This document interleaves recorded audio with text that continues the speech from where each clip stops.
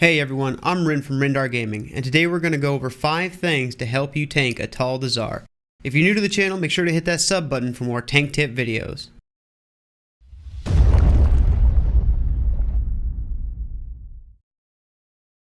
So the first thing we're going to start off with is the pull path. You're going to start off by pulling Rindars, which is down in the sacrificial pits. You're going to want to lust on pull for this boss, and if you follow the pull path that we're going to talk about, you'll have lust back up for Volcal. Now, you can skip all the mob packs running down from the entrance towards the first boss by kind of hugging this right wall right here and jumping down into the pits. Once you've done that, you're going to want to run back up and start clearing trash heading towards Volcal. Clearing out all these trash packs here, working your way up this way, and hugging this left wall and tanking all of these adds here. From there, you're going to work your way down and around, try and skip this pack here, move down, clear out the lever. By then, Lust should be back up, so you will then walk back over here. If you have a rogue or a warlock, you can skip this pack, jump up in here, and engage this boss. Lust should be back up by this point, kill him, move back down and around, and work your way back down through here. You're going to want to kill this trash, this trash, this trash, pulling all of the feasting sky screamers up and above here, clearing all this out, and working your way this way back up these stairs here and towards Priestess Alunza. You're then going to want to clear out all the trash in front of her, as well as these 2 mobs over here. If you clear exactly that trash on a non-teaming week, that's exactly 100%. Now here, if you do have to pull this trash pack, you can then work your way down and around and skip these 2 feasting sky screamers that are up above here. Just pull the little trash here and move into this ad pack. Come up here and then skip these 2 side ads.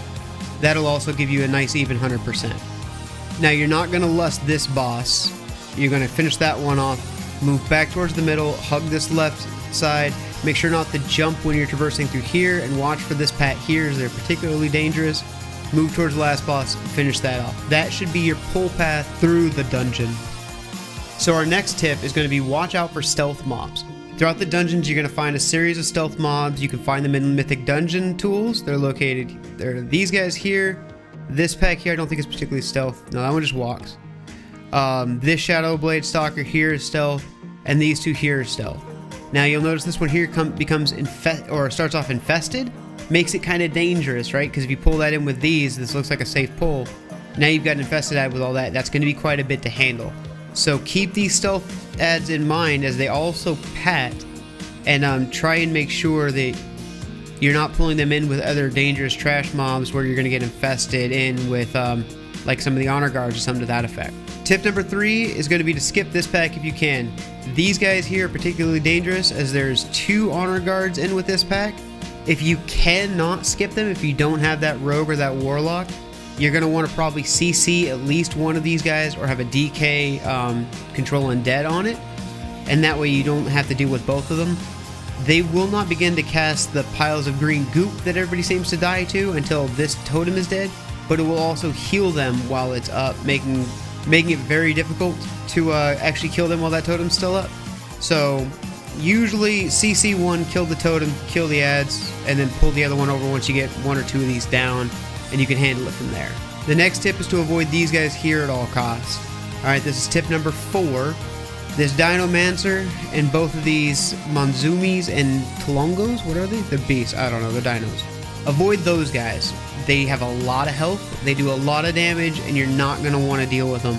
So that's why this whole pat here, or this whole pull path here, is designed around walking around these guys and not having to deal with that percentage, because those guys are a monumental waste of time for the percentage you're going to get out of them. Okay, and tip number 5 is going to be all the various boss mechanics. So we talked about Rindars, right? He starts off down here in these pits. Now you're going to kind of run down, you're going to usually jump down about right here. What you're going to want to do is run to about this point, and you're going to want to get in there where you can line of sight. The boss should be sitting right about here, with you here, him facing that way, right? Now what that's going to allow to do is when he does his big fear scream, you can duck in right here to hide and line of sight that. Your DPS can duck over here and line of sight that. And then when he goes to do his fixate and chase somebody down, they can run along the water right through here, and that's going to keep them from triggering a bunch of those little purple dinos, right? Because if you stand on one of those, not only does it slow a spawning or spawn a slowing pool, blah, but it also spawns an ad that can hurt, especially on like necrotic weeks. If you get 2 or 3 of these guys up, you can be in a lot of trouble. You have a natural reset point on necrotic when he does do that fixate, which is really, really nice. But those ads can link those 2 phases together and make it to where you don't actually get to drop your necrotic. Instant dangerous. The next one we're going to talk about is Volkal. This guy's fairly simple. He starts off with 3 totems, 1 in each corner of this little triangle here, 1 here, 1 here, 1 here. Each DPS needs to be assigned to one of them, and they need to be killed evenly. When you kill one of them, he starts a short cast, and if it finishes that cast off, it heals back to full. So all 3 DPS need to split up and kind of cleave him down. Now as the tank, all you're doing at this point is tanking the boss. You're not really trying to do any damage to him because he's just self-healing constantly. So if one person is falling behind, you can go help them. Don't be afraid. Walk over there, throw a little bit of deeps on that thing, and help keep things leveled out and get it down. Once all those totems die and he transitions into a second phase, you're going to want to pull him off to the edge of the room and just slowly kite around the outside of that triangle, trying to use as much of that outside space as possible.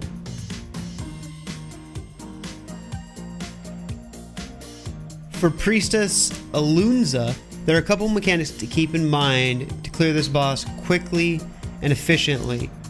Make sure to stun the Spirit of Gold ads as they spawn and try and hold the boss next to them for cleave damage. You want these to be stacked up as nice as possible, but also away from those pools. When the boss starts to cast Transfusion later, you're going to want to be able to step into one of those pools, soak up that debuff, because that's going to cause you to do damage to the boss when they channel that, rather than actually healing the boss. This is a huge source of damage, and if any DPS miss that soak, it's going to slow this boss down significantly. So make sure that those pools are getting soaked. So stun the ads, kill the ads, soak the pools. GG. Do not lust this boss. This is a big one. If you've already killed Volkal and you've lusted that boss, you're going to want to save that lust for Yasma. Okay, Yasma's the last boss in this instance, and it can kind of be a pain. Now, be ready for large spikes of physical damage, as that's mostly what this boss is going to do to you in between the other abilities that it's casting out. And make sure to interrupt Racking Pain when that's being cast. It'll do some huge dot damage to whatever player it gets cast on, and that is easily mitigated damage. Interrupting this Racking Pain should and always is the tank's job. One of your DPS can back you up, but you need to be on top of this one. The other thing to remember is Soul Rend is a huge mechanic for this boss. So, when the boss casts Soul Rend out onto all non-tank characters, they need to run to the far side of the room. You're going to want to hold the boss steady where it's at, as far away from that Soul Rend as possible, because once that expires, it's going to spawn ads on all those players that are slowly going to start padding towards the boss. Now, these ads are susceptible to slows, stuns, everything like that. So if you have a, like Death and Decay can slow, or any other abilities like that, or Ring of Peace is very, very effective. Use those when those Soul Rend ads come out. The Soul Spawns is what they're called. And that way you can keep those away from the boss, give your damage as much time as possible. Those need to die quickly. Now when those die, they're going to spawn spiders, the Echoes of Shadra. What these guys are going to do is basically just mill around a little bit, but then every once in a while they're going to become empowered. When they do that, they're going to fixate on a player and chase them down. You can use that fixate phase to try and move them off into a corner and use immunities such as a Hunter's Turtle ability to pop them and spawn those pools on the ground without taking the damage. The pools will eventually despawn, but they do take a while. And if you leave them up for a while, it's very, very easy to get overwhelmed and trapped. And if you step on one, it's going to cause a very large burst of damage to you and everybody within 3 yards. So ideally, you can move those off to the side, pop them, and make it a lot easier to stay away from them. But hey guys, thanks for listening, and if you enjoyed this video, make sure to hit that like button. If you have any questions or comments, post them in the comment section below, or ask me on Twitter or my live stream. Links will be in the description below. And if you're new to the channel, guys, make sure to hit that sub button. It does help out a lot. Until next time, later y'all.